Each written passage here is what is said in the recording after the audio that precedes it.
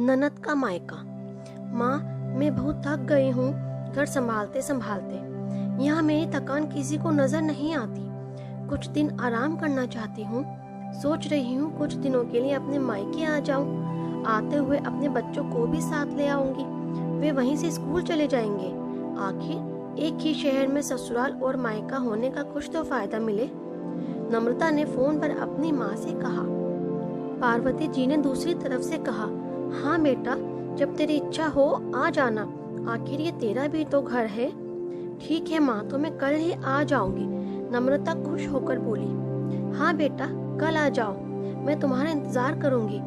अभी मैं फोन रखती हूँ, मुझे मंदिर भी जाना है। कमला जी ने फोन रख दिया और सीधे किचन में गई। किचन में खाना बना रही बहू से बोली, अरे अनुपमा सुनो, कल तुम्हारी नंद आ रही है। आज बाजार जाकर फल सब्जी और मिठाइयाँ लेकर आना। बेचारी मेरी बेटी ससुराल में नौकरों की तरह काम करती है और उस पर कोई ध्यान ही नहीं देता। यहाँ आएगी, कुछ दिन रहेगी तो उसका मन और तबीयत अच्छे रहेंगे।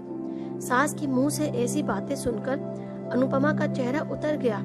वे मन ही मन सोचने लगी, काश आपको मेरी थकावट भी नजर आती। मैं भी दिन रात झाड़ू पोछा बर्तन खाना बनाना मार्केट जाना और हर वे काम करती हूँ जिससे हमारे परिवार वालों को कोई दिक्कत ना हो। काश आप मुझ पर भी ध्यान दे पाती। आपकी बेटी तो जब मन में आता है आ जाती है, लेकिन मैं साल में एक ही बार अपनी माँ के पास जाती हूँ, तब भी आपको प्रॉब्लम होती है। मैं भी इंसान हूँ, मेरा भी मन है। मुझे भी लगता है अपने माँ के पास जाकर थोड़ा आराम करूँ, सुख दुख की तो दो चार बातें करूँ, अपना मन हल्का करूँ। भगवान, अब तुम ही कुछ करो ताकि मेरी सास की आंखें खुले और उसे मेरी थकावट भी नजर आए। शाम तक भगवान ने जैसे अनुपमा की सुन ली और उसकी नंद का फोन आया। नंद ने अपनी माँ से कहा कि उसकी सास ने उसे मायके आने के लिए मना कर दिया है, इसलिए इस बार वो नहीं आ सकती। पार्वती जी बोली, ऐसे कैसे मना कर दिया? पहले तो कभी वे तुम्हें आने के लिए नहीं रोकती थी, इस बार भला क्या हो गया? लाओ मेरी बात कराओ, उनको मैं समझाती हूँ। नम्रता ने फोन अपनी सास के पास दिया। पार्वती जी ने कहा, नमस्कार समधन जी, आपसे कुछ कहना था। समधन जी ने कहा, कहिए। दरअसल नम्रता कल त्योहार है, इसलिए अपने मायके आना चाहती है। अगर आप उसे भेज दे तो अच्छा रहेगा। नम्रता की सास ने कहा, देखिए समधन जी, आपकी बेटी मायके जाकर रहे, इस बात के लिए हमने उसे कभी नहीं रोका और इस बात से हमें कोई प्रॉब्लम है भी नहीं।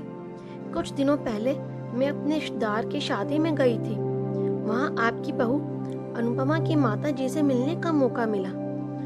उनसे गपशप करने के दौरान उनकी बातों से पता चला कि अनुपमा को साल में एक ही बार अपने मायके जाने को मिलता है और वे भी बहुत कम समय के लिए। मुझे लगता है आपको पहले अनुपमा को उसके मायके भेज देना चाहिए और वे जब मायके होकर आ जाएगी तो मैं नम्रता को आपके पास भेज दूंगी।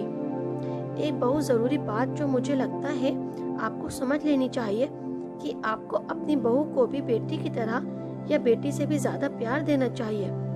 उसे भी मायके जाने की इच्छा होती होगी।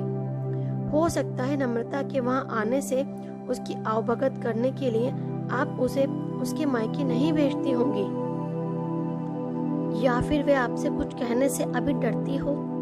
अगर आप उसको घर में ही कैद रखोगी तो एक दिन ऐसा आएगा जब वे आपके खिलाफ बोलने लगेगी, फिर वे आपकी सुनेगी भी नहीं और जब चाहें तब अपने मायके चली जाएगी। ऐसी परिस्थिति आए, इससे अच्छा है कि आप ही कुछ बदलाव अमल में लाएं, जिससे आपका रिश्ता और रिश्ते की मिठास खराब न हो।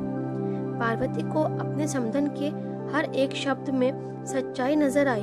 उन्हें महसूस हुआ कि उन्होंने अपनी बेटी के प्यार में अंधे होकर कभी भी अपनी बहू के मन का विचार नहीं किया। उन्होंने हमेशा ही अपनी बेटी को अपनी बहू से ऊपर रखा। दूसरी तरफ नम्रता भी अपनी भाभी के बारे में हो रही इस बातचीत को सुन रही थी। उसने भी रियलाइज किया कि वे कभी भी अपनी भाभी के साथ ठीक से बात नहीं करती और जब जब वे अपने मायके जाती है तो भाभी थोड़ी उदास रहती है। पार्वती जी ने अपनी बहू को बुलाया और उसे कहा कि अनुपमा, कुछ दिनों के लिए नम्रता नहीं आने वाली है, इसलिए पहले तुम अपने मायके होकर आ जाओ। यह सुनते ही अनुपमा का चेहरा खिल गया, क्योंकि ये पहली बार था जब उसकी सास ने सामने से उसे अपने मायके जाने के लिए कहा था। अगले दिन अनुपमा अपने मायके गई और इस बार 1-2 दिन नहीं, पूरे हफ्ते के लिए गई। अपने माँ बाप से, अपने रिश्तेदारों से मिलकर आई और जब वह लौटकर आई तो उसका चेहरा खिला हुआ था, उसकी आंखें चमक रही थीं। अनुपमा के आने के बाद नम्रता भी अपने मायके आई और इस बार वो खुद सामने से अपनी भाभी से खुशी खुशी मिली और अच्छे से बात की। नम्रता ने अपनी माँ से बात करके उन्हें भी अच्छे से समझने में मदद की कि वे कहीं न कहीं अनुपमा के साथ गलत व्यवहार कर रहे थे। दूसरी तरफ अनुपमा अपने ससुराल वालों के बदले रवैये से बहुत खुश थी। अब वह खुशी खुशी सबका ध्यान रखती और हर काम प्यार से करती। वे ध्यान रखती कि कोई भी ऐसी बात या काम ना करे जिससे घर में तनाव का माहौल पैदा हो। पार्वती जी अपनी बहू को खुद ही समय समय पर मायके भेज दिया करती।